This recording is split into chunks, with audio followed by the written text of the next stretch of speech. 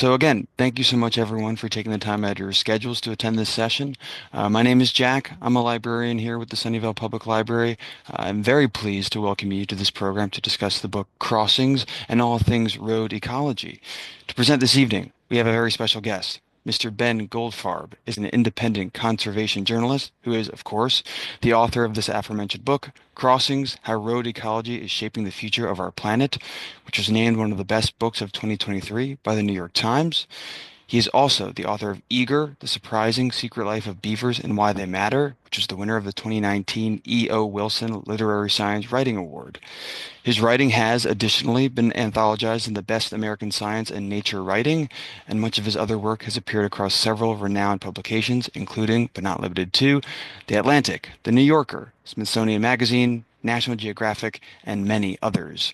So, before I have Ben properly introduce himself, once again, we do ask that you turn off your cameras and mute yourself during the presentation. If you have any questions, please feel free to place them into the chat, and I will make sure to attend to those towards the end of the talk. So, with that, Ben, I will let you take it from here whenever you are ready. Okay, fabulous. Thank you so much, Jack, for that introduction. Thanks to all of you for being here this evening. I'm so grateful that you took the time. So I'm going to go ahead and share my screen here. Let's see, Jack, you seen a bear crossing a road? I assume you are. Fantastic. So this evening I'll be talking about, as Jack mentioned, my most recent book, Crossing, which is about the science of road ecology. And for the uninitiated, road ecology is a relatively small, but I would say very fast-growing field of research, especially in California, that looks at all of the different ways that roads interact with and transform nature. And I think really importantly, what we do to manage and mediate those interactions, which of course are so often negative for nature and wildlife. And roads are so transformative in large part because there are just so many of them. Right, we have something like 4 million miles of road here in the US, by far the largest road network of any country. There are around 40 million miles of road globally. And there are a lot more roads being built. We're in this period that ecologists have described as the infrastructure tsunami, this wave of new construction that's sweeping the planet, especially in developing countries like Kenya and Myanmar and Nepal. So we've got a lot of roads out there. We're building more roads all the time. And I think in part because roads are so ubiquitous, we don't really think about them very much, right? We use them every single day. They're kind of the backdrop of our lives in a lot of respects that, kind of fly under the radar or we ignore. And of course, roads are also very useful, right? Roads are, they're how we get to schools and hospitals and grocery stores and all the places we like to go. And they have this powerful cultural valence as well. Jack Kerouac writes about them and Bruce Springsteen sings about them. They're the ultimate symbols of human freedom and mobility and momentum. But all of the freedom and mobility and momentum they're providing us humans, they're denying other forms of life at a scale that's almost hard to fathom. Often, when I do talks in person, I say, okay, how many vertebrate animals, so backboned animals, right? We're not talking about insects, we're talking about mammals, birds, reptiles, amphibians. How many vertebrate animals do you think are killed by cars every day in the US? And somebody will say, oh, maybe 10,000 or maybe 50,000, or on the high end, maybe 100,000.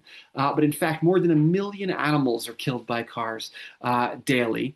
And I think we have this way, perhaps subconsciously, of saying, well, yes, lots of animals are being killed, but, logically enough, the animals we see most often are the most common animals, right? We see lots of gray squirrels and raccoons and white-tailed deer, and okay, it's sad for those animals, but there are lots of squirrels and raccoons out there. And so maybe it's an animal welfare problem, but not necessarily a true conservation problem.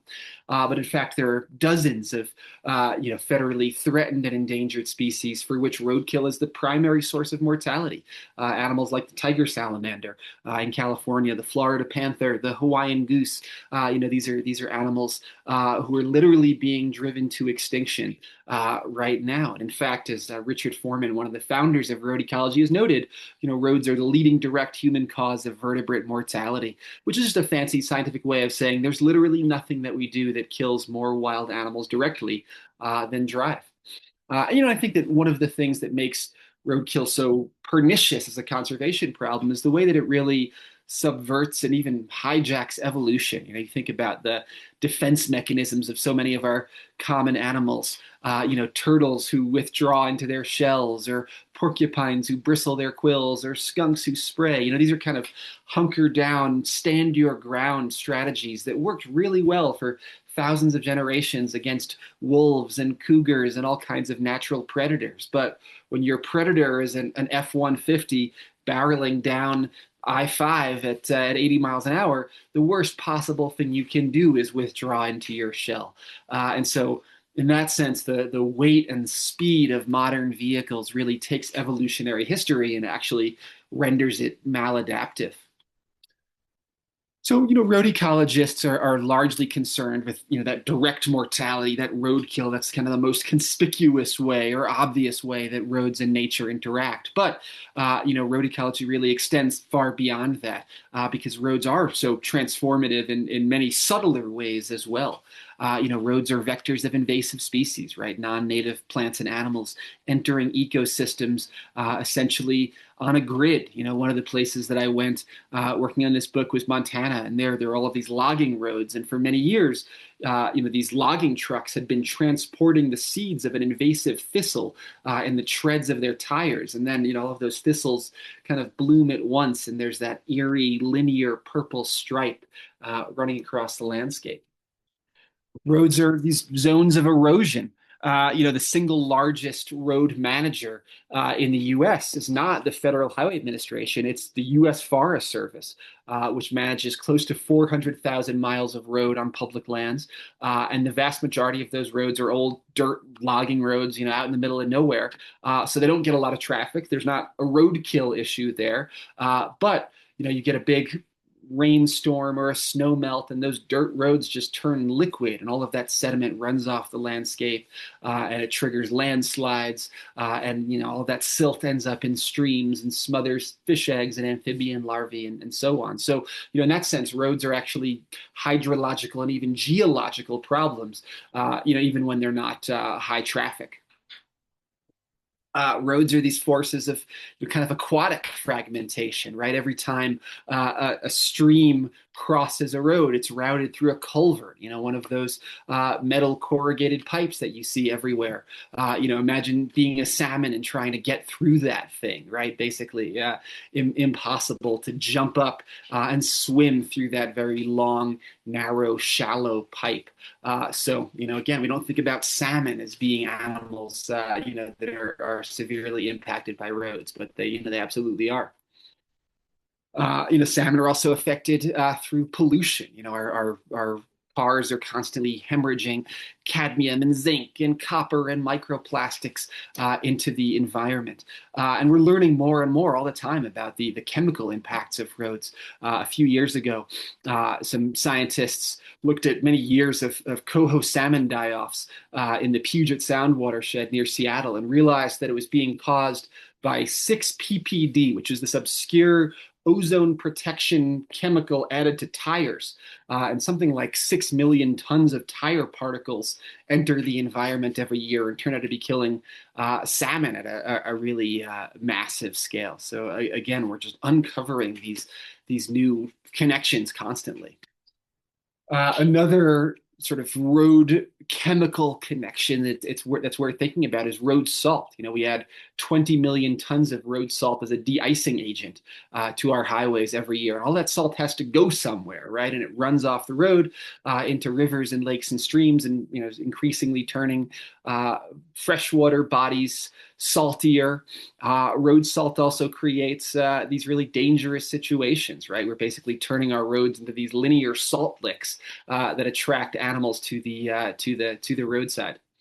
I will say that the road salt problem inspired my favorite road sign. This is in Jasper National Park in Canada. Every winter, you can see signs saying, "Do not let moose lick your car." I'm not sure you can stop a moose from licking your car. If a moose wants to do it, he's probably going to do it. But those are the kinds of weird, novel interactions that roads create. Roads are also these hellscapes of noise, right? You get the kind of the rumble of engines and tires bleeding into the environment. And if you're a Western meadowlark who has to sing to attract a mate, and your mate can't hear you over that road noise, you fundamentally can't live in that place, right? So road noise is really a form of habitat loss. A road itself might only be 100 feet wide from shoulder to shoulder, but that kind of acoustic shadow that it's casting, can span a mile or more. And I want to show you a quick video that I think illustrates this point, of road noise as habitat loss. It's not necessarily an intuitive one. So here are a couple of bears wandering through the forest, classic, sylvan scene. And then they hear that engine noise enter the frame, and they just scatter, right? And I think interestingly, in this instance, there actually was no vehicle. Scientists just played that engine noise through a speaker, so there was no ATV charging at the bears. It was just that negative acoustic stimulus was enough to chase them off. So, a lot of this all sounds, kind of full of doom and gloom, and that's definitely a lot of the story of roads in nature. But, animals are endlessly creative and adaptable and flexible, and are really good at taking advantage of these novel ecosystems that we've engineered with our infrastructure. One of the places I went was Minnesota. And I visited this highway overpass. And on the underside of the overpass, there were these crevices in this bridge. And there were hundreds of little brown bats roosting in those crevices, taking advantage of that concrete habitat that we'd inadvertently made for them. Another good example of roads as habitat are with pollinating insects, right? In so much of the country, especially the Midwest, the landscape has been converted to corn and soy monoculture, and the last strips of prairie are those roadsides, which are the largest form of public land in states like Iowa and Illinois, and so there are hundreds of millions of milkweed stems for monarch butterflies, who are basically milkweed obligates. And in fact, the famous monarch migration through the Midwest basically parallels I-35 from Minnesota to Texas, as all those butterflies take advantage of those roadside plants in this kind of ocean of corn and soybeans. But obviously, the roadside is also a dangerous place to be, and millions of butterflies are killed by cars during their migration. We don't really think about insects as being roadkill, but there's this kind of delicate cost-benefit analysis we have to do, where the road is this source of food for pollinators, but it's also a dangerous source of food, and risks becoming an ecological trap. The same thing is true with scavengers, right? We've turned our highways into these kind of linear carcass trails of deer and elk that bald eagles and golden eagles and ravens and magpies and coyotes are really good at taking advantage of, and that's an important food source for golden eagles in particular. But if you're an eagle, with a belly full of venison on a carcass, it's hard to achieve liftoff, and you're at risk of becoming roadkill yourself. And in fact, thousands of eagles, another animal we don't really think about being roadkill, get hit by cars every year. And there are things we can do to kind of manage this interaction. In the book, I talk about this really cool study that was done by Hawkwatch International, where they basically figured out that if we just took those carcasses, those dead deer, and dragged them 40 feet off the road, that would be far enough, for eagles to kind of feed in peace, and not be at risk. So roadkill is this, of course, this tragedy, but there are ways of exploiting it, or at least lessening the tragedy by turning it into a resource for some of these threatened animals. So of course, these wildlife vehicle collisions, as scientists call them, are obviously this huge conservation problem. But it's not just animals who are endangered in collisions. It's also us drivers, and it's again I think really hard to overstate the frequency and problematic nature of these crashes. There are up to 2 million large animal crashes in the U.S. every year. So that's about a crash every 30 seconds or so. So many will occur while we're having this conversation. The average deer collision costs more than $9,000 in hospital bills, vehicle repairs, insurance costs, so on. The average elk collision is more than $20,000. Average moose collision, we've got moose in Colorado, is more than $40,000. Right, so bigger animals are more dangerous. And hundreds of drivers are killed in these crashes annually. And that statistic, more than 400 drivers killed in large animal crashes. I've talked to state troopers who basically say that's a dramatic underestimate, right? Because lots of fatal single car crashes are wildlife related, but they don't get recorded as such, right? Somebody swerves to avoid a deer and hits a telephone pole and tragically dies. That's not recorded as a wildlife crash, but almost certainly was. So this is all of these statistics are I think dramatic underestimates of the real scope of the problem. And historically, the way that transportation departments have tried to deal with this issue is by putting up this thing, right? That the deer crossing sign that we've all seen 10 million times. And I'll just tell you empirically what I bet you've intuited, which is that these things really don't do anything, right? We see them so frequently that we kind of habituate to them. Often you see this sort of thing. Deer crossing next 30 miles, no driver is going to remain on high alert for 30 miles, right? Of course, the deer don't know to cross at the signs, right? That's frustrating. And in fact, I've heard some biologists call signs litter on sticks. They're just everywhere, and we ignore them, and they're not useful. Um, and I think it's also important to note that even if signs were helpful in allowing us to avoid animals, those collisions, those crashes involving animals, they're only really part of the problem that roads create for these large creatures like mule deer and elk. And in some sense, the bigger problem is what researchers call the barrier effect. Or the moving fence of roads. You can imagine. We've all stood next to a busy highway and watched this constant stream of traffic, moving down the lanes, and tried to find a place to cross. If you're a deer or a bear or a bobcat, that wall of traffic is functionally impenetrable to you, and your habitat is fragmented by it, and that's actually again I think a bigger problem in some cases than roadkill itself. Um, so here's an example that illustrates that. I think this is one of the places I went in this book was southwestern Wyoming. There's this herd of mule deer who live in the red desert, and they're this migratory herd. They walk 300 miles round trip between their summer range and their winter range. And the problem is that at the southern end of their summer range, they bump into I-80. A highway that you guys are familiar with, and that's basically a hard stop for them, right? They can't get through that wall of traffic on I-80. So here's a map basically depicting this. Those purple blobs are where those deer are hanging out all winter. And what you can see very clearly is that there are no purple blobs south of the interstate, right? Those deer will kind of pool up on the north side of the highway looking for a gap in traffic, not finding it. And that's a big problem because a lot of the good winter range, where the snow-free food is south of that highway. So some years, 40% of that herd will actually starve to death because they can't cross that highway. And again, I think that's a bigger issue than roadkill. A herd of 1,000 deer, they can handle a few collisions on the highway. What they can't handle is losing access to all of that good food and starving as a result. Here's another map that I think illustrates the same thing. These are the movements of a single young male grizzly bear in Montana. That white line is I-90.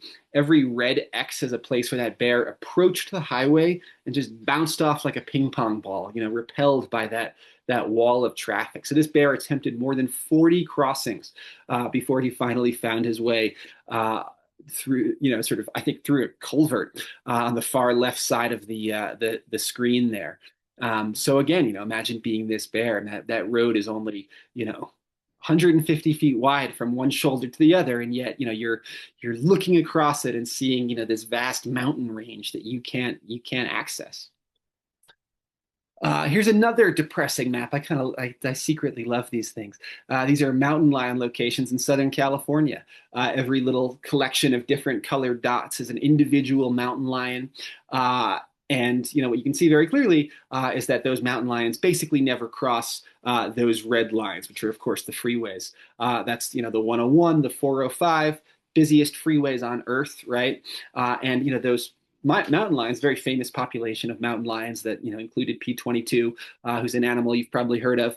They're basically trapped on this island in the southern Santa Monica Mountains, and because they can't disperse out to find their own territory and mates, and no new mountain lions can cross the highway to enter the population. These cats are basically stuck mating with their own daughters and granddaughters and even great granddaughters. They've become incredibly inbred over time. They're suffering genetic defects, and they've entered what scientists have called an extinction vortex, this kind of long-term doom spiral caused by habitat fragmentation due to freeways. So we've got these kind of two linked problems, right? We've got these wildlife vehicle collisions, all of these crashes involving large animals that are really, it's kind of conservation problem and are really dangerous for us drivers. And we've got this habitat fragmentation problem, the fact that animals can't navigate the landscape and get to where they need to go and find food and mates. So how do we solve those two related problems simultaneously? And really the best tool at our disposal are wildlife crossings, right? Overpasses, underpasses, culverts, bridges, all of these different structures that basically allow animals to safely move from one side of the highway to another. And the history of this concept really dates back to Europe in the 1950s. France built the first wildlife crossings, followed by Germany and Austria and Switzerland and other Western European countries. These days, the Netherlands is really the world's leader in this concept. The Dutch are just famously great engineers at everything they do, right? So here's a famous Dutch overpass that crosses two lanes of traffic, a railroad, a sports complex, and a business park, a kilometer-long overpass. Pretty cool structure. Here in North America, the place that wildlife crossings really kind of entered the vogue was Banff National Park in Canada. And Banff, like many quote unquote protected areas, has a highway, the Trans-Canada Highway, running right through the middle of it. Lots of animals were, of course, being killed. And so Banff built a bunch of underpasses, as well as a half dozen overpasses, like these big, beautiful bridges that you see here. And really, those overpasses were for grizzly bears. Grizzly bears are these big, powerful animals who want to kind of confront their enemies head on out in the open. They don't want to be slinking through a tunnel. They want to be up on top of a bridge where they can kind of survey the landscape and look for trouble. So they built these overpasses for grizzly bears. And at the time, nobody was totally sure if this was going to work. There wasn't a lot of science demonstrating the effectiveness of this idea. But what biologists showed over the course of a couple of decades of study was that grizzly bears not only used these overpasses, the sows, the females, would actually take their cubs and teach their cubs to use them. Their cubs would become overcrossers. They would mate on either side of the highway, and so there's kind of this cool intergenerational learning process that happened, within the bear population that was sufficient to kind of heal the genetic divide created by the highway. And now, every single road ecologist in the world, has to go to Banff National Park at some point to see these amazing, famous overpasses. Here in the U.S., the first wildlife crossings were really built in the 1970s, in kind of the intermountain West states, Colorado, Wyoming, Utah. They built a lot of the early ones. And the reason for that is that, in here in the Intermountain West, our wildlife tends to be really migratory. We get these really big herds of deer and elk and antelope, moving across the landscape in very seasonal, predictable routes. And so if you have 1,000 deer, crossing the same highway in Wyoming year after year, unfortunately, there's, pretty soon a pretty big pile of carcasses by the side of the highway saying, hey, put a wildlife crossing right here, right? So those migratory Western ungulates tend to be, really straightforward animals to mitigate for, to build crossings for. Another, really important lesson that road ecologists learned very quickly is the importance of fencing, right? People always say, how do the animals know to use the wildlife crossings? How do they know that they're there? And the answer is you basically fence off the highway and you guide them there, right? So you build those fences along the roadside. Those deer are trying to find a place to cross the highway. They bump into that fence line. They, turn right. They follow the fence line for a quarter mile. And then guess what? Here's this big, beautiful box culvert kind of beckoning them through. And so those two elements, the fences and the crossings, really go hand in hand together. The fences keep the animals off the highway and reduce roadkill, prevent roadkill. And the crossings basically allow for that connectivity, right? They allow those animals to move back and forth safely. So you really can't have one without the other. They really go hand in hand. And I think over time, one of the things that road ecologists have learned is the importance of providing a kind of a diversity of crossing types and opportunities. Early on, I think that the field was really focused on those large mammals like the deer and the elk. But gradually they've kind of, scientists have kind of come to think more broadly about more species and of course every animal has its own ecological niche, its own habitat requirements, and likewise their own crossing requirements. There are animals like grizzly bears or pronghorn or elk, who have a very strong preference for going over highways. There are animals like coyotes and bobcats who are totally content to go under. There are animals who want different habitat features. So here's an example of that. This is an overpass in Washington State over I-90. This was really built for elk. But they've also got lizards and western toads and rodents and all kinds of other critters, potentially using that crossing. And so what the DOT did was they basically bolted into place all of these log structures, which they call faunal furniture, kind of a fun term, so that if you're a mouse or a weasel or a lizard, you can kind of skip from log to log and make it across safely without getting picked off by a hawk. So just thinking about that whole ecosystem, I think, is really important. Another example of that, this is a really big, beautiful underpass under I-90 again in Washington State. You can see they actually split the highway so that light, can enter between the lanes of traffic and hit that forest floor and just kind of create a more natural, appealing vibe for animals. You also see in the back of the crossing, there's this line of rocks that they created, and that gets used by reptiles and some pikas, these little talus associated mammals that they have up there. So, just again, thinking about all those different critters. Another, just beautiful underpass from that project. Where they basically opened up that whole floodplain, and here they might have got salmon in this stream, and so by sort of creating this wide open floodplain, the stream can kind of wend back and forth. The salmon like it, black bears and wolverines and all kinds of animals are using that valley bottom. And such, a really cool example of kind of combining that aquatic connectivity, for salmon and amphibians, and the terrestrial connectivity for those large mammals, all kind of wrapped up, in a single beautiful underpass. And again, one more neat example from that same set of wildlife crossings in Washington State. They had a bunch of those little narrow culverts, those corrugated metal pipes I showed you earlier. So they tore those out, put in some of these bigger box culverts where the streams cross under the highway, and those get used, by not only fish but also salamanders, otters, beavers, all kinds of animals. So here's just one quick video I wanted to show you depicting, all this kind of diversity of wildlife crossings and diversity of wildlife. This is all from I-90 in Washington State, not too far from Seattle. There's a mountain lion kind of thing. I didn't choose this music, but this came with the video.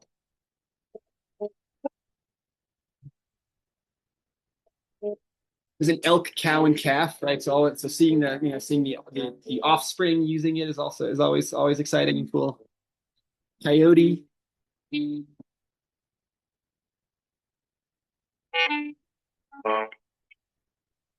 There's a family of otters using one of those culverts. That's always really, really cool to see.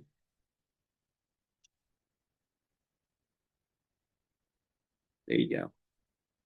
So those culverts that I keep mentioning, I think are an important thing to talk about. I'm kind of like a culvert nerd. I'm always looking for them and pointing them out to my wife, who's driven crazy by that. And I think that culverts are important to think about because here in the U.S. we have something like 2,000 dedicated wildlife crossings, underpasses and overpasses that were intentionally built for animals. We have something like 2 million culverts, probably more. Nobody's ever counted them.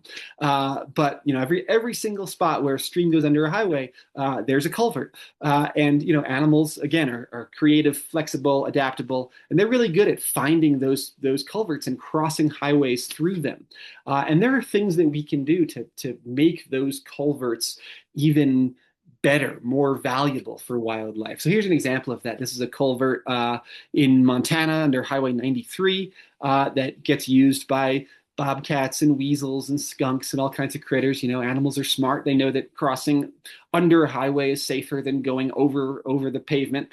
But the problem is that in spring, the water comes up and the culvert is partially flooded, and animals don't want to get their paws wet in many cases. So what the DOT did in this instance was they built what they call a critter shelf, that little metal catwalk that runs through the length of the culvert. So now those animals can use that critter shelf, even when there's a few inches of standing water at the bottom of that pipe.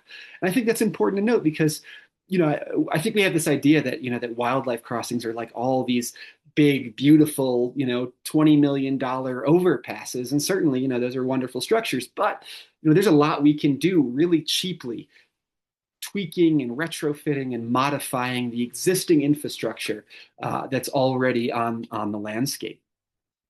Here's another neat example of that. This is a culvert in Virginia under I-64. And historically, eastern states haven't been nearly as proactive about building wildlife crossings as western states, but that's starting to change. And Virginia is kind of part of that eastern movement. And so here, they had these culverts that again were not built for wildlife, right? This was a structure that was installed with the interstate for basically the seasonal passage of water. But what the DOT realized is, hey, if we just build fences on either side of this pre-existing box culvert, we can basically funnel deer and bears and foxes and other animals to that culvert and make them use it as an underpass. And so that's what they did. They built a couple miles of fences, and they saw, more than a 90% reduction in collisions, a dramatic increase in deer actually using that culvert as an underpass, and really importantly for the DOT, the Department of Transportation, that project recouped its own costs in under 2 years. Right? We were talking earlier about how dangerous and expensive all of these animal crashes are for drivers. Well, if you can, reduce them by more than 90%, you can actually save the public a lot of money really quickly. And I think that's a very important point about all of this wildlife mitigation infrastructure. We hear the kind of the price tag for these projects sometimes, and we get a little bit of sticker shock. Really, we're going to spend $10 million helping elk cross a highway. That sounds, kind of frivolous. But there are so many instances where we've built even multi-million dollar wildlife crossing projects and actually saved money very quickly, through the prevention of dozens of dangerous, expensive crashes every year. And this is one such project. This is an overpass not too far from where I live in Colorado, built built in kind of this valley that's deer and elk winter range, so lots of animals hanging out, during the cold months, and this was part of this bigger project that I think was something like $20 million, installed in 2016, has already paid for itself, right? So again, these are, yes, these are good conservation projects, but they're also good, they're good safety projects, they're good financial projects. There's a lot going for them. And again, the same is true of better culverts. I'm just always on my kind of culvert soapbox. But culverts they're kind of these liabilities that are infrastructure in some ways. Again, so many of them are too small or poorly built. And they get plugged up or washed out during storms, which is really dangerous and expensive to maintain. And there's a lot we can do, I think, by tearing out those little corrugated metal pipes and putting in these bigger bridges or box culverts that allow salmon passage and other animals to move upstream while also protecting the traveling public. And again, these are all yes, there's sort of win-win-wins for public and wildlife alike. Um, of course, the kind of the caveat to all of that is that if we take a cost benefit focused approach to all wildlife crossings, a lot of species get left out, right? And that's what's happened in the US so far is, we've built lots of crossings for those big, potentially dangerous animals that mess your car up when you hit them, right? There are lots of deer crossings and elk crossings and some bear crossings. But there are very few salamander crossings and frog crossings and snake crossings because nobody's ever totaled their car hitting a northern red-legged frog, right? And so these are species that are in many cases existentially threatened by roads, and yet we've done very little to help them because they're not a danger to us personally.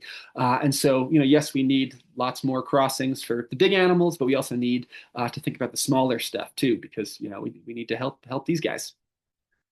And of course, we just need a lot more wildlife crossings and a lot more places. One of the projects that you're surely familiar with right now is the overpass that's being built over the 101 just outside of Los Angeles for those famous mountain lions who I mentioned earlier. This is a kind of a mock-up from several years ago, but now the crossing is basically finished, and they're sort of putting on the final touches, and that'll be open for animal business in 2026, which is incredibly exciting, and is by far the largest wildlife crossing ever constructed in the U.S., or it will be when all is said and done. Crosses 10 lanes of traffic, 300,000 cars a day, and so if we can build a wildlife crossing in that intensely trafficked, relatively urban area for a large carnivore, we can basically build one anywhere, which I think is really exciting. So I've been talking a lot about wildlife crossings during this conversation, but I wanted to point out too that's not the only option for mitigating or dealing with some of these negative interactions that roads create.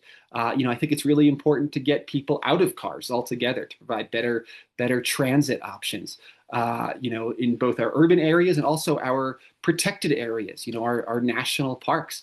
National parks are places where animals are safe from hunting and development and all these other pressures, but they're not safe from cars, right?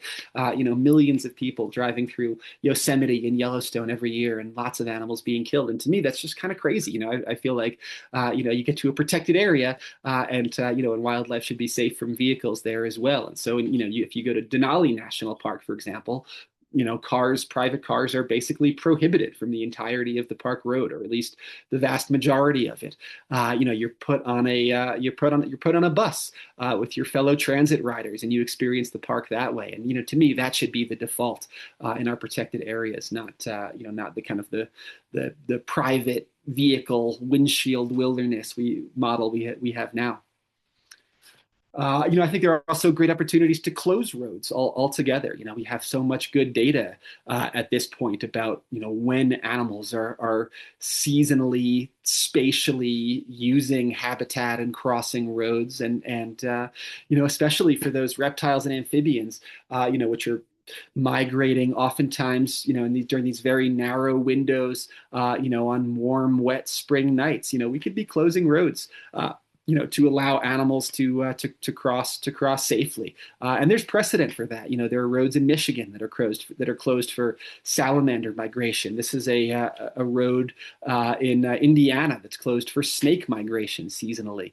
So we're not talking about closing I-80 here, right? These aren't giant interstate highways, but I think there are lots of opportunities to figure out exactly when our riskiest intervals are for animals and help them out.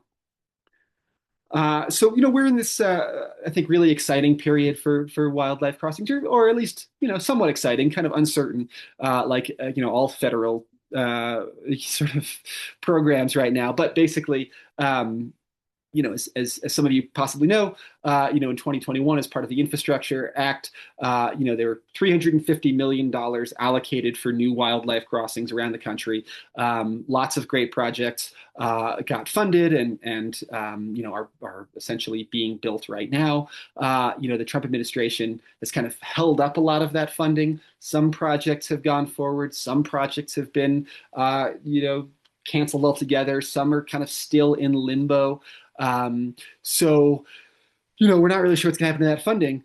But, sort of happily, there is a bill right now, a bipartisan bill, co-sponsored in the House by Ryan Zinke, Trump's former Interior Secretary, and that bill would basically sort of re-up this wildlife crossings funding program, this federal program, actually at a much higher funding level. It provide, I want to say, $1 billion over 5 years. So, there is this kind of bipartisan movement afoot to maintain federal funding for these really worthy programs, even though the Trump administration has kind of, not held up its end of the bargain so far. And it's something to keep an eye on, is that the continuation of this wildlife crossings program through congressional legislation, which will hopefully happen in 2026.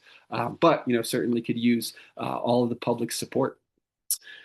So ultimately the challenge and opportunity before us, is to remake our infrastructure to save biodiversity, right? No pressure. But as all of you surely know, we're in the middle of this mass extinction event, the sixth in our planet's history, and roads are a massive contributor to that. As we talked about at the start of this conversation, there's literally nothing that we do that kills more wildlife directly than drive. And so if we're going to save wildlife and biodiversity in the 21st century, we really have no choice but to confront the impacts of our roads and cars. And here's one example of that. This is an underpass in Texas.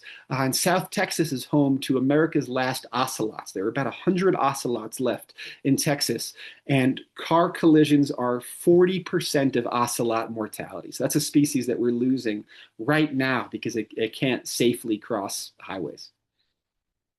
And I'll add that thinking anew about our roads is important for human safety and health and flourishing. Obviously, 40,000 Americans are killed in traffic incidents every year. Roads are also these enormous sources of air pollution and noise pollution, which are collectively taking millions and millions of years off of our lives. And I think there are opportunities at a pretty massive scale to think again about what our human community should look like. And here's an illustration of that. One of the chapters of this book is about Syracuse, New York, and Syracuse has I-81 running right through the middle of it. And I-81 was built in the 1950s.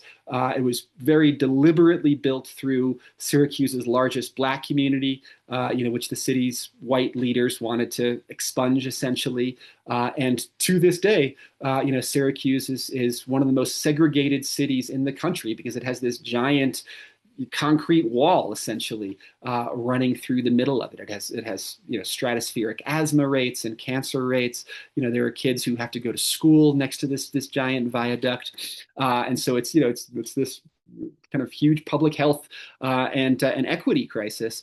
So over the last few years, Syracuse and the state of New York and the U.S. DOT have basically been figuring out how to tear this thing down, route the interstate around the city rather than through it, and replace that viaduct with at-grade boulevards with housing and stores and small businesses and churches and all of these other community elements. And that project is happening right now. And so, I think we have this idea that, we build roads and they are forever. They're these permanent structures and we can't rectify our mistakes. But, I think in many cases, for the sake of both nature and human flourishing, there are some great opportunities to undo some of those infrastructural errors.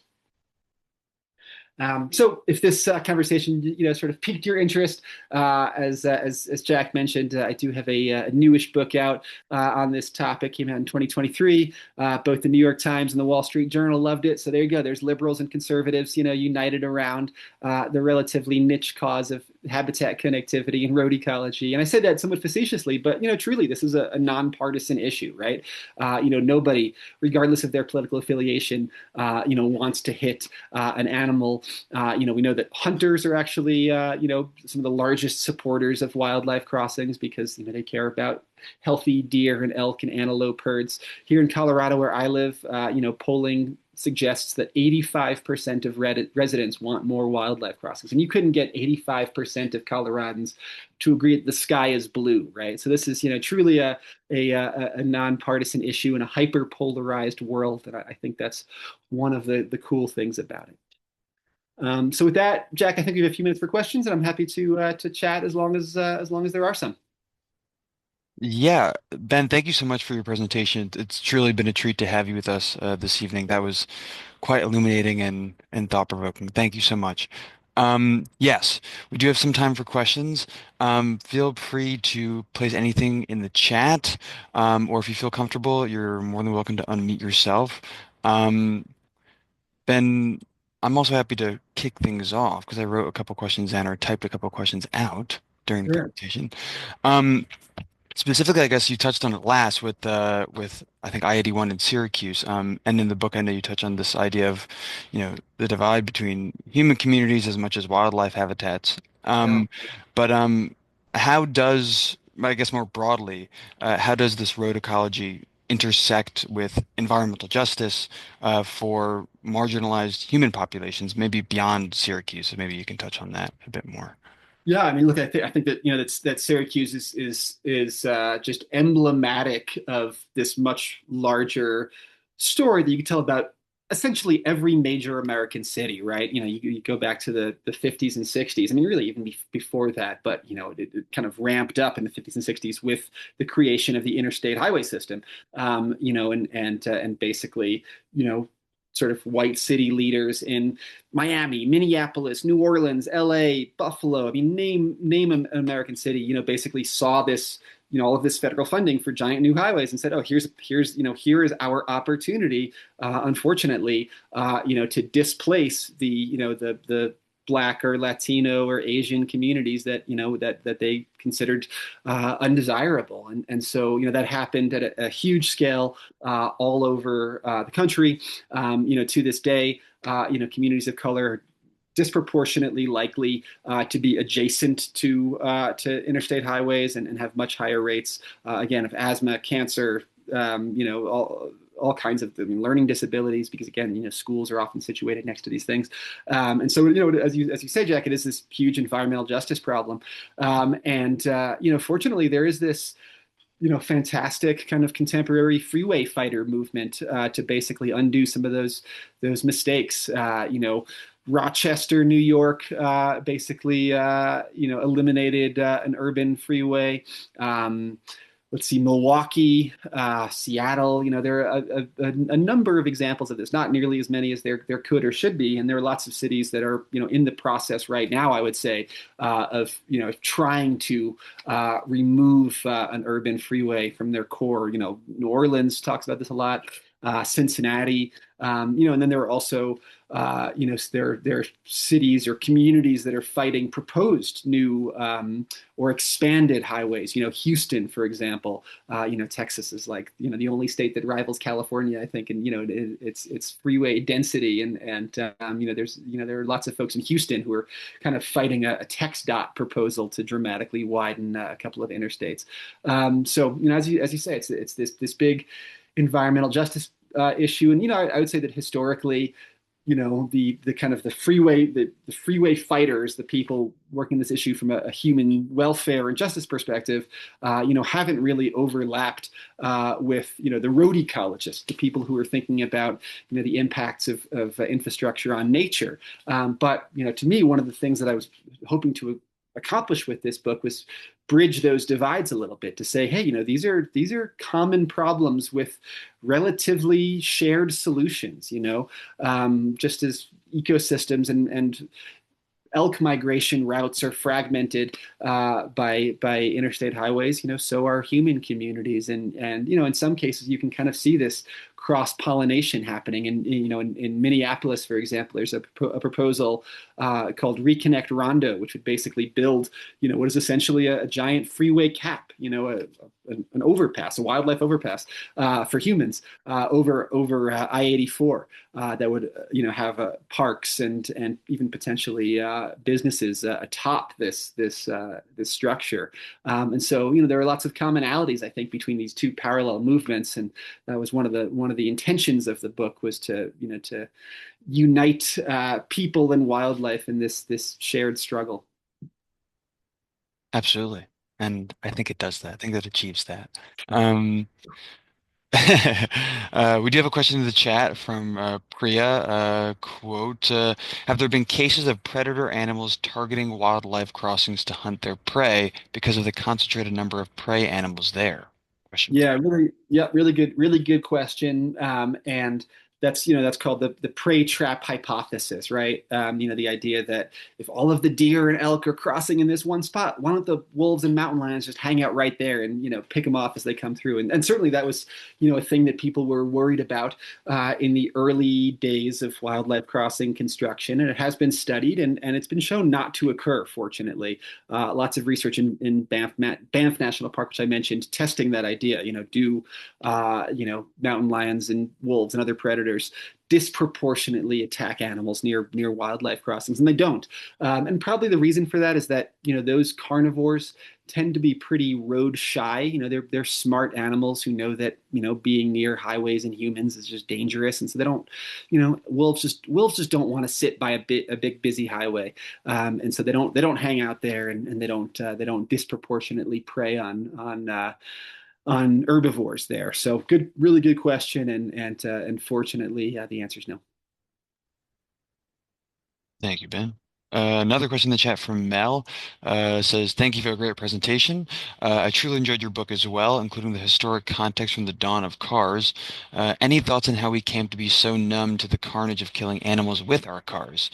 I've had two animal collisions, and I'm ashamed of my oh well reaction, and to the destruction of neighborhoods and reluctance to fix those situations. Or wait, uh, I guess any advice on the destruction of neighborhoods and reluctance to fix those situations? Question mark. I appreciate your mission of enlightening and informing us.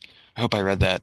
Yeah, yeah, yeah. No, it's a great question, Mel. And so that numbness is a thing that I've thought a lot about. I mean, I think that there are a couple of answers. One, and this goes back to your comment about the historic context from the dawn of cars, right? So one of the dynamics that I describe in the book, and I'm really drawing on the historian Peter Norton and telling this story. But in the early, I mean, it's funny. Like, we have this idea that America has this love affair with the car, right, with this automotive society. But you go back to the early days of the car. People hated cars, right? And as the Model Ts were rolling off the assembly line, I mean, there were huge communities in Detroit, of all places, in New York, in Pittsburgh, basically organizing protests against the car. And you'd open up the newspaper and see an editorial cartoon with the Grim Reaper behind the wheel of a Model T. Cars were just unbelievably dangerous, and they were taking over American cities. And that's also kind of where this concern about wildlife comes from too. And you go back to the 19 teens and 20s, and there were wildlife biologists saying, yeah, we're seeing cars destroying cities, and out in the countryside we're seeing them flattening thousands of animals, and shouldn't we be worried about that?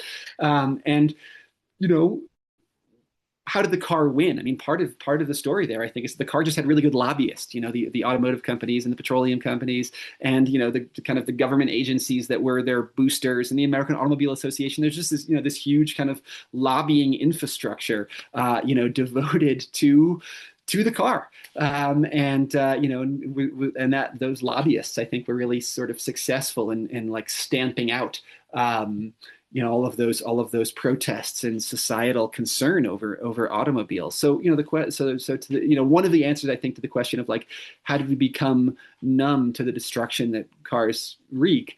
I mean, I think that part of the answer is that we were like browbeaten by lobbyists, in the 1920s and 30s. We were subjected to this really cynical corporate campaign. That's part of it. And then look, part. I mean, and that I think that produced this car-centric infrastructure that we have in the US, where driving is almost always the rational default option, right? And so we end up driving a lot because we have cities and suburbs and communities that are oriented around cars, and so driving just becomes the rational choice, and totally normalized, and we're all kind of part of the system. I mean, I think that's like I've driven thousands of miles promoting my book about the ills of driving, and I've hit animals in the process. I'm ashamed to say. And so I think that's one of the points that I really try to make in the book, is that like this isn't really a human behavioral problem, right? If your goal is to solve roadkill by shaming Americans into driving less, you're just not going to solve it that way, right? It's an infrastructural problem. We need better public transit, pedestrian cycling infrastructure in urban and suburban areas, and we need a lot more wildlife crossings in the rural areas. Places like where I live. I live in a little town, 20 miles from the other nearest little town, and people are just like it's hard to imagine the transit system that's going to keep people out of their F-250s here. And so these are these rural areas where the wildlife is disproportionately concentrated. We just really need more wildlife crossings because people are just going to keep driving. So I don't know. That's not an answer to your question. It's just what your question made me think about. But it's a really good one.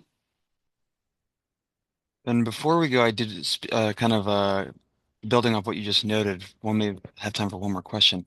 This idea of standardizing ecology.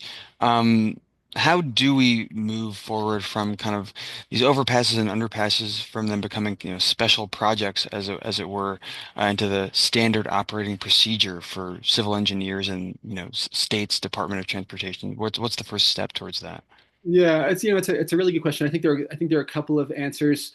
Of course there are legal answers, right? For example, like there are other countries that are much better about this than we are. Nepal, for example, has a law basically requiring wildlife crossings with any new construction in a forested area. Yes, we have laws like NEPA, for example, the National Environmental Protection Act, which will often push big federal projects towards wildlife crossing construction. The Endangered Species Act, another powerful driver.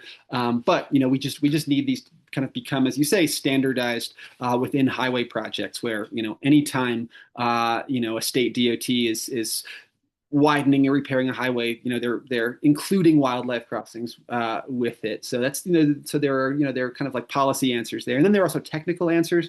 As we get better at building these things, we also learn how to build them more cheaply. There are material innovations. Different types of concrete, for example, different modular construction techniques that can lower costs. Colorado just finished. We just finished our biggest wildlife overpass over I-25. That project came in $9 million under budget. That like never happens, right? But that was just sort of engineers figuring out how to do it more cheaply than anticipated. And so as we get better, I think at stretching the available dollars, and of course we need to allocate a lot more funding for this stuff. Hopefully these projects will go longer ways. Well, Ben, thank you again for spending your time with us tonight. Really appreciate it. It was such a treat once again to have you with us. Um, the book is Crossings: How Road Ecology is Shaping the Future of Our Planet. We have it currently in the library, so please check it out. Yes, it's in our collection.